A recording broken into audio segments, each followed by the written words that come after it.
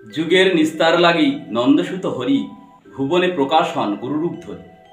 যদা যদা হি ধর্মস্য গ্লানি ভবতি ভারত অভ্যর্থনায় অধর্মস্য তদন্মহম সৃজম্যহম পরিত্রাণায় সাধুনায় বিনাশায় চ দুষ্কৃতাম ধর্ম সংস্থাপনার্থায় সম্ভবামি যুগে যুগে।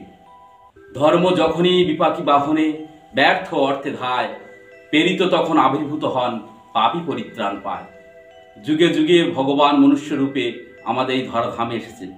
যুগের নিস্তারে তিনি ধর্মকে স্থাপন করতে অধর্মকে নাশ করতে তার এই যুগে যুগে আবির্ভাব। তিনি যুগে যুগে এসে মানুষের কল্যাণ জগতের কল্যাণ করে গেছেন। তার এই কল্যাণময় বার্তা আমরা হয়তো অনেকেই জানি, অনেকেই তা শ্রবণ করি বিভিন্ন শাস্ত্র গ্রন্থ বিভিন্ন ধর্মীয় উপদেশ নির্দেশের মধ্য দিয়ে। শ্রী শ্রী ঠাকুরও তেমনি তিনি এসেছেন কলির শেষ ভাগে ধর্মকে স্থাপন করে অধর্মকে নাশ করার জন্যে। তার সেই আলোকময় জ্যোতির্ময় জীবনের যে বার্তা তা মানুষের মঙ্গলের জন্য জগতের মঙ্গলের জন্যে তিনি অনেক কথা অনেক বাণী আমাদেরকে বলে গেছেন দিয়ে গেছেন। তিনি প্রায় 26,000 বাণী এবং 87খানা গ্রন্থের মাধ্যমে মানুষকে সেই বার্তা পৌঁছে দিতে চেয়েছেন। তা আমাদের জানা একান্ত প্রয়োজন। আমরা এই কল্যাণ বা মঙ্গল সবাই আহ্বান করি, সবাই সেটা চাই। আমরা কেউ সমাজের মঙ্গল চাই, কেউ কেউ আবার দেশের মঙ্গলও চাই, আবার কেউ আছে এমন যারা পৃথিবীর মঙ্গল চাই। কিন্তু প্রত্যেকটা মানুষই সে নিজের মঙ্গল অবশ্যই চায়। এটা একটা মৌলিক চাহিদা, এটা একটা মৌলিক চাওয়া আমাদের প্রত্যেকের। নিজে ভালো থাকা, নিজের মঙ্গল হওয়া, নিজের কল্যাণকর সব কিছুর জন্যে আজ আমরা কত কি না করে থাকি। আমরা নিজের মঙ্গল অর্থে কী করছি? নিজের মঙ্গল অর্থে আমার ছেলেটা ভালো স্কুলে পড়াচ্ছি, ভালো কিছু খাওয়াচ্ছি, ভালো কিছু পড়াচ্ছি। তার কারণ একটাই, আমার মঙ্গল হবে, আমার ছেলে একদিন মেয়ে একদিন বড় হবে। সে বড় তো অবশ্যই হচ্ছে, কিন্তু এত বড় হচ্ছে যে সেই নিজের বাবা মার প্রতি কর্তব্য দায়িত্ব সে আর পালন করছে না। এতই বড় হয়ে যাচ্ছে তারা বাবা মাকে ছোট করে দেখছে। প্রত্যেকের জীবনে এটা একটা অন্যতম গুরুত্বপূর্ণ সমস্যা।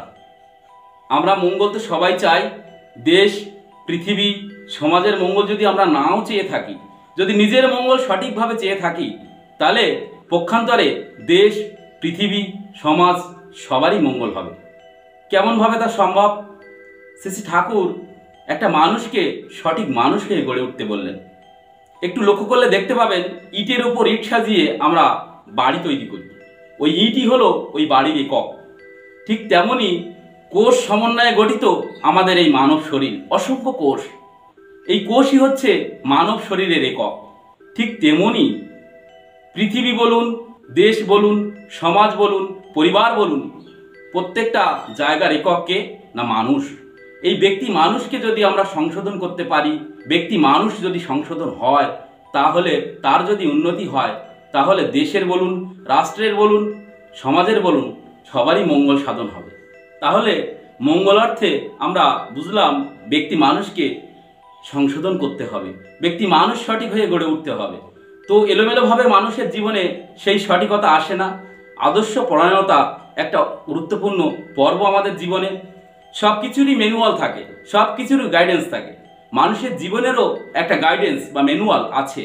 সেটা আমরা যদি না অনুগত হই, সেটা আমরা যদি না অনুধাবন করি, সেটা যদি আমরা না দেখার চেষ্টা করি, না বোঝবার চেষ্টা করি, তাহলে আমাদের জীবনে কখনোই সেই মঙ্গলটা আসবে না। যে মঙ্গলের অর্থ আমি মঙ্গল হব, আমার পরবর্তী প্রজন্ম মঙ্গলের দিকে যাবে, এটাই তার আক্ষরিক অর্থ। যে কারণে মানুষের এই মঙ্গলগুলো ত্বরান্বিত হয়, আমি তা বলার চেষ্টা করছি। গুরুত্বপূর্ণ কয়েকটা পয়েন্ট আপনাদের সামনে তুলে ধরব, যে কারণে মানুষের জীবনে সমস্যা আসে এবং সেই কারণটাকে নিরাকরণ করলে সমস্যা থেকে আমরা সমাধান পেতে পারি, তাহলেই আমাদের মঙ্গল হতে পারে। সমস্যা আমাদের জন্মগতভাবে আমাদের মধ্যে আসে, সমস্যা আমাদের পরিবেশগতভাবে আসে, সমস্যা আমাদের আদর্শ পরায়ণতা থেকে আসে। আমরা যদি সেই সদ্গুরু শরণাপন্ন না হই, উন্নত কোনো আদর্শের সংস্পর্শে না যাই, তাহলে আমাদের সমস্যা আসবে, আমাদের পরিবেশ থেকে সমস্যা আসবে। মানুষের জীবনে একটা দারুণ প্রভাব ফেলে এই পরিবেশ। আবার জন্মগতভাবেও আমাদের মধ্যে সমস্যা আসে, যেটাকে বলছে জেনেটিক্স। পিতা মাতার থেকে আমাদের বৈশিষ্ট্য আমাদের মধ্যে আসে, তাতেও আমাদের জীবনে ভালো মন্দের উপরেও প্রভাব পড়ে।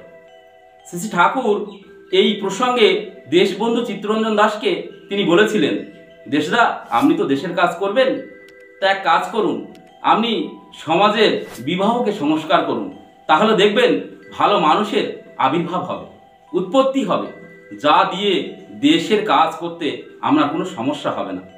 আজকে আপনারা বুঝতে পারছেন মানুষের অবনতির জন্য কত সমস্যা আমাদের মধ্যে আজকে ঢুকে যাচ্ছে।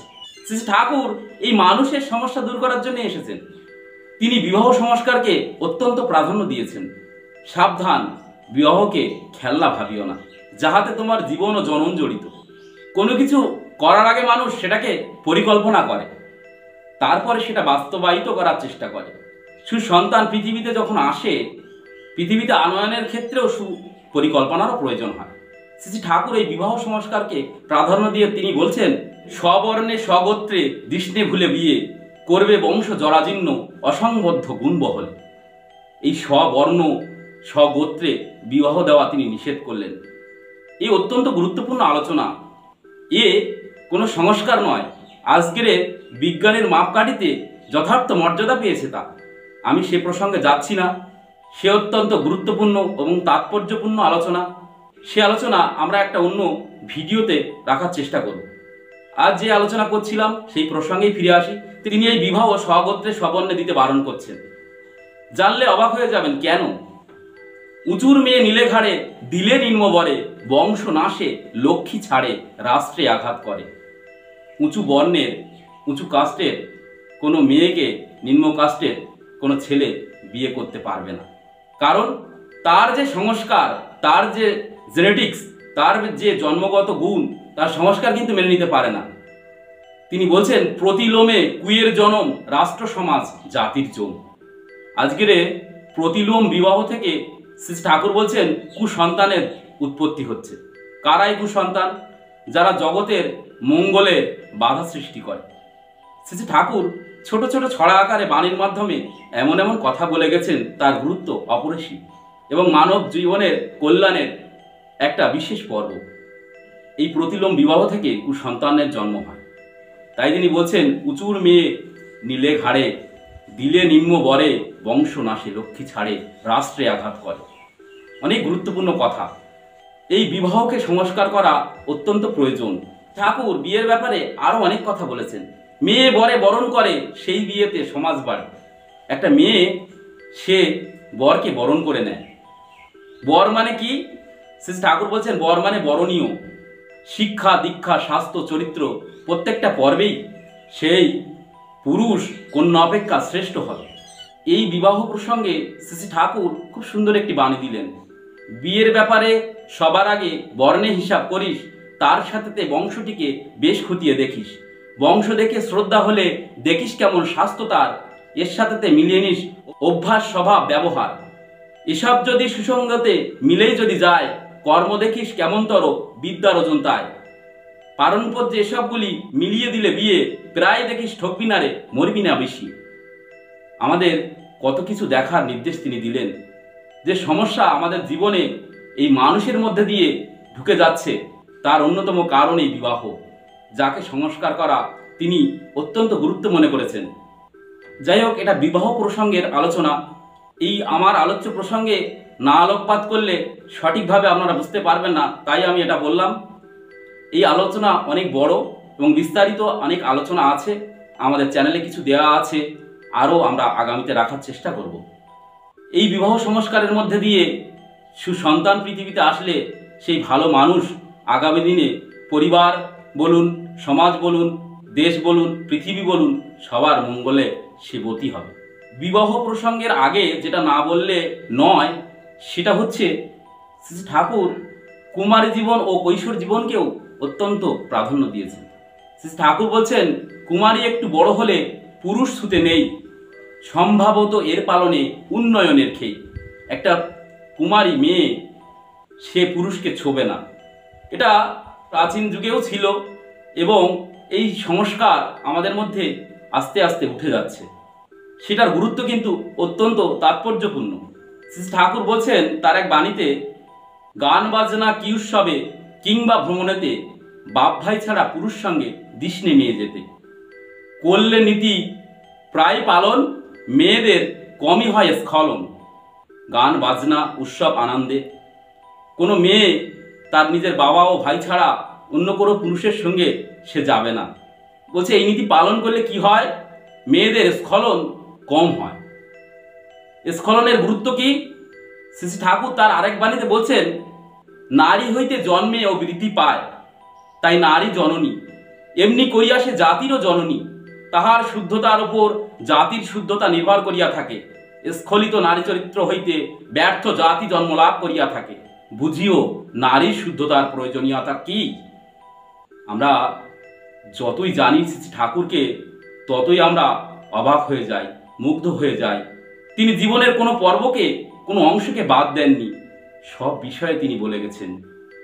আজকের ব্যর্থ জাতি স্খলিত নারী চরিত্র হইতে জন্মগ্রহণ করছে। এই নারীর শুদ্ধতা নেই বলে সমস্ত মানব জাতি আজ বিপন্ন। নেতাজি সুভাষচন্দ্র, ঈশ্বরচন্দ্র বিদ্যাসাগর, স্বামী বিবেকানন্দ, রাজা রামমোহন রায়, এমনি এমনি করে বহু মনীষীদের আমরা দেখেছি বা জানি, যারা আজ সবার কাছে পূজনীয়। তাদের গোড়ায় কি ছিল জানেন? এই মাতৃশক্তি। নেতাজি সুভাষচন্দ্র বসু, স্বামী বিবেকানন্দ, ঈশ্বরচন্দ্র বিদ্যাসাগর, তাদের মাতা কেমন ছিলেন? মহিষী নারী। তাদের সংস্কার কেমন ছিল সেটা আশা করি বলার দরকার হবে না। তো আজকের এই সংস্কারটা খুব গুরুত্বপূর্ণ। শ্রী ঠাকুর এই বিষয়ে অনেক কথা, অনেক বাণী আমাদের দিয়ে গেলেন। যাই হোক, বিবাহ থেকে আমাদের জীবনে একটা সমস্যার সৃষ্টি করে, সেটা আমি আশা করি আপনাদের বলে বোঝানোর চেষ্টা করলাম। দ্বিতীয় সমস্যা হচ্ছে কি? পরিবেশ। এই প্রকৃতি পরিবেশ আমাদেরকে সর্বদাই খারাপের দিকে নিয়ে যাওয়ার চেষ্টা করে। একমাত্র আদর্শ পরায়ণ হলে সেই পরিবেশের সাথে লড়াই করে টিকে থাকতে পারে। আমি একটু সহজ করে বলার চেষ্টা করছি। এই প্রসঙ্গে একটা বাস্তব গল্প বলছি আপনাদের। কলেজে অনেক বন্ধুরা মিলে একসাথে ড্রিঙ্ক করছে। তার মধ্যে আমাদের গুরু ভাইয়ের একটা ছেলেও ছিল, সে কলেজে পড়ে। তো সে সুস্থ হয়নি, নিরামিষ খায়। শ্রী ঠাকুরের মতে সে আদর্শে বিশ্বাসী এবং তা নীতিগতভাবে পালন করার চেষ্টা করে। তাকে বন্ধুরা বলছে, তুইও আমাদের সাথে ড্রিঙ্ক কর, কিন্তু সে ছেলেটি করলো না। কেন? বলছে শ্রী ঠাকুর বারণ করেছেন, মাছ মাংস খাস নে আর পেঁয়াজ রসুন মাদক ছাড়।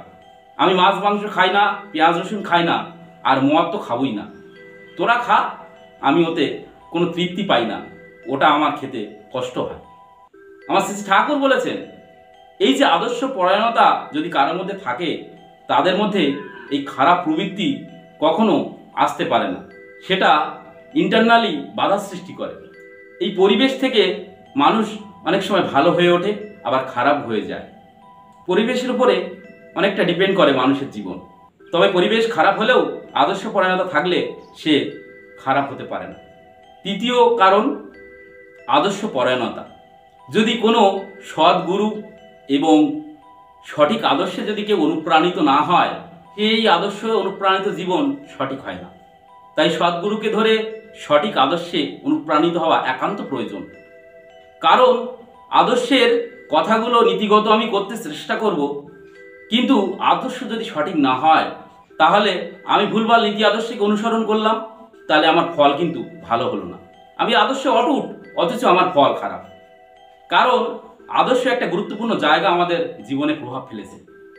স্বামী বিবেকানন্দের একটা কথায় আছে, money is lost, nothing is lost, health is lost, something is lost, character is lost, everything is lost. Shri Thakur বললেন আরেকটা কথা এর পরে লিখে নে, ideal is lost, most everything is lost. যে আদর্শ থেকে চ্যুত বা বিচ্যুত হয়েছে, সে জীবনে সবকিছু হারিয়ে ফেলেছে, সবকিছু সে শেষ করে ফেলেছে। সর্বোপরি আমি সবাইকে কথাই বলবো, জন্মগতভাবে বলুন, পরিবেশগতভাবে বলুন, আর যেভাবেই বলুন, আমাদের জীবনে যদি এই সমস্যা আসে, একমাত্র সঠিক আদর্শে নিষ্ঠানিপুণভাবে চললে, আদর্শ পরায়ণতা মানুষের জীবনে এই সমস্যা দূরে সরিয়ে দিতে পারে। মানুষকে সুন্দরভাবে গড়ে তুলতে পারে। আমরা যে মানুষ আজ আছি, কাল হয়তো নাও থাকব। পরবর্তী প্রজন্মকে সেই সুন্দরের পথে আমরা এগিয়ে দিয়ে যাব। কবির ভাষায় বলতে হয়, ঘুমিয়ে আছে শিশুর পিতা সব শিশুরই অন্তরে। আমরা যেমন করব, যেমন হব, পরবর্তী প্রজন্ম সেই দিকেই এগোবে। তো আসুন আমরা সবাই আদর্শ পরায়ণ হয়ে সুন্দরভাবে জীবনের পথে এগিয়ে চলি এবং ভালো মানুষ হওয়ার চেষ্টা করি, যাতে আগামী দিনে পরিবার বলুন, সমাজ বলুন, দেশ বলুন আর পৃথিবী বলুন, সবারই মঙ্গল সম্ভব। সেই মঙ্গলময় পরম প্রেমময় ঠাকুরের চরণে শতকোটি প্রণাম জানিয়ে আমি আমার আলোচনা এখানেই শেষ করছি। সবাই ভালো থাকবেন। সবাইকে আমার প্রাণান্বিত জয়।